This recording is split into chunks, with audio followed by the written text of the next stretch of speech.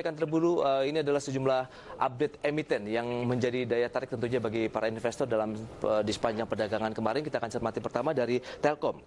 Kita lihat dari PT Telekomunikasi Indonesia Tbk ini pemirsa, di mana Telkom membukukan laba bersih di kuartal 1 2020 senilai 5,86 triliun rupiah. Meskipun demikian, kalau kita cermati dari sisi laba bersih ini mengalami penurunan sekitar 1,8% secara tahunan atau year on year. Ya, selengkapnya bisa Anda saksikan di layar televisi Anda. Kinerja year to date-nya masih dalam kondisi melemah sekitar 23,4% di level 3.040. Sementara laba bersih tadi yang seperti sudah disampaikan di kuartal 1 mencapai 5,86 triliun dengan PE ratio sekitar 16 kali, kemudian PBV 3 kali dengan market cap mencapai 300 triliun rupiah. Itu dia untuk PT Telekomunikasi Indonesia. Berikutnya pemirsa, kita akan sampaikan dari Lippo Karawaci Tbk dengan kode saham LPKR yang membukukan rugi pada kuartal 1 2020 mencapai 2,12 triliun rupiah dibandingkan dengan laba bersih sebesar 50 miliar rupiah pada periode yang sama tahun sebelumnya. Kita lihat dari sisi kinerja year to date atau tahun berjalan minus 31,8% di level 165 dengan laba bersih tadi sekitar 2,12 triliun yang harus ditanggung dari sisi kerugian yang dialami oleh Lippo Karawaci. PE ratio sekitar 1,38 kali, kemudian PBV-nya 0,44 kali dan market cap mencapai 11,6 triliun rupiah. Baik Pak Andre, kita akan lanjutkan kembali. Ini ada beberapa emiten update yang kita sampaikan begitu. Telkom, menurut Anda bagaimana secara fundamental kinerjanya mengikut? Kalau kita lihat dengan masa pandemi COVID-19, kemudian ada PSBB kemarin, itu diuntungkan bisnisnya. Sebenarnya kalau kita lihat dari data first quarter ini, pendapat first quarter mereka sih sebenarnya kalau kita lihat dari top line-nya masih naik ya, plus sekitar 4% quarter on quarter. Tapi kalau kita lihat year on year, top line-nya memang agak sedikit flat ya. Jadi sebenarnya ini inline dengan konsensus. Tapi kalau kita perhatikan ini ternyata data dan penggunaan internet itu quarter on quarter slow down. Jadi ada penggunaan datanya lebih rendah. Karena seperti kita tahu mungkin dari penggunaan data di Telkom itu mungkin kan karena banyak yang work from home, banyak penggunaan juga mungkin provider lainnya. Kalau kita lihat juga ternyata penggunaan suara juga turun 3,8%. Jadi sebenarnya yang dibilang bagus sekali ternyata juga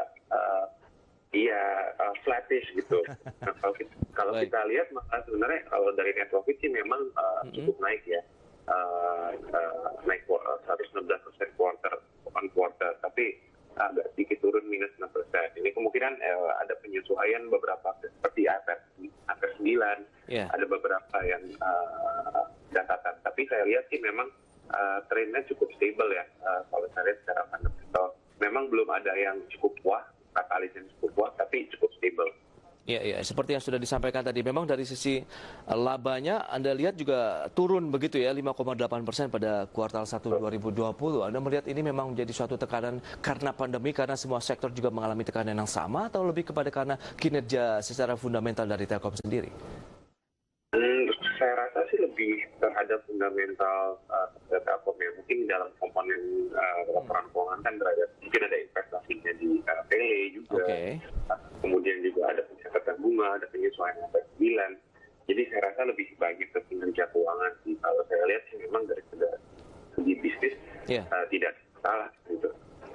Tapi secara fundamental Anda masih merekomendasikan tidak sih saham-saham seperti Telkom ini menjadi bagian dari portofolio? Karena kita lihat juga sebenarnya peminatnya masih banyak Pak, apalagi untuk mereka investasi jangka menengah panjang misalnya untuk Telkom. Saya rasa sih untuk jangka menengah panjang Telkom patut dilihat ya, karena menurut saya merupakan salah satu market cap yang cukup besar. Dan kalau kita lihat kan dalam beberapa minggu terakhir ini foreign sell terus ya. Jadi kalau memang nanti ada positif inflow dari foreign masuk lagi ke Indonesia, otomatis saham-saham seperti Telkom yang merupakan induk dari komunikasi di Indonesia akan mendapatkan sentimen yang cukup positif nantinya. Baik, tapi menurut Anda apakah Telkom juga menjadi salah satu emiten yang kemarin ramai-ramai dijual oleh investor asing? Kemarin mungkin pressure juga banyak dari retail, dari asing juga. Karena ya kalau kita lihat kinerja keuangannya juga tidak terlalu wah ya. Mungkin mungkin investor asing juga melihat ada resiko tersendiri, kemudian Dalpop kan market cap-nya saya tadi bilang besar ya. Jadi kalau mau keluar pun bagi investor jangka panjang ya keluar lewat Dalpop ya lebih gampang gitu dibandingin dengan saham yang lain.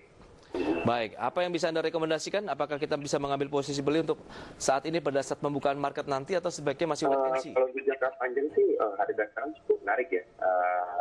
Tapi kalau memang untuk short term, tampaknya saham Telkom ya agak sideways gitu. Tapi kalau mungkin investornya view-nya lebih medium term, saya rasa di harga 3.000 sampai 3.100 merupakan level yang cukup ideal ya untuk dikoleksi.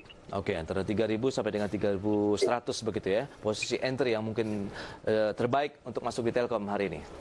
Betul. Oke, untuk LPKR bagaimana? Anda melihat juga dengan kerugian yang harus ditanggung karena kita tahu sektor yang kita lihat properti tekanannya juga tidak hanya tahun ini, tahun sebelumnya pun kondisinya tidak jauh berbeda.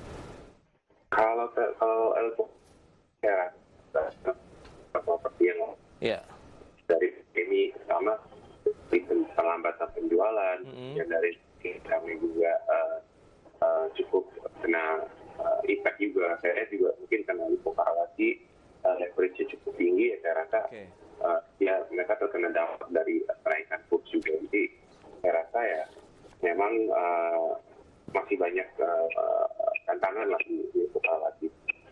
Baik, tantangannya memang kalau kita cermati dari sisi sektornya, tapi kalau kita lihat dari kinerja LPKR, menurut Anda bagaimana? Lebih pada karena lagi-lagi tekanan pandemi dari COVID-19 begitu, apa sebenarnya secara fundamental tidak ada masalah karena memang mereka sebenarnya oke, cuman karena tidak ada daya beli di masyarakat sehingga produk-produk yang mereka tawarkan juga tidak bisa terserap dengan baik.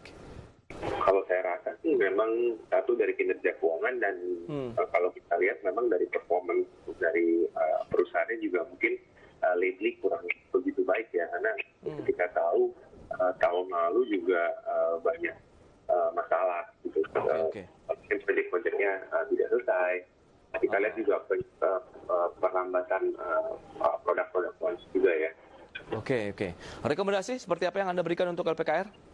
Kalau saya sih tidak ada rating yang untuk Karawaci, jadi not rated. Jadi kalau saya rasa sih untuk valuasi ya Karawaci murah, tapi lihat prospeknya kecil dan lain-lainnya saya rasa. Khawatir ada peluang turun lebih lanjut begitu ya Pak ya? Iya betul, karena kan mereka juga leverage-nya juga cukup tinggi.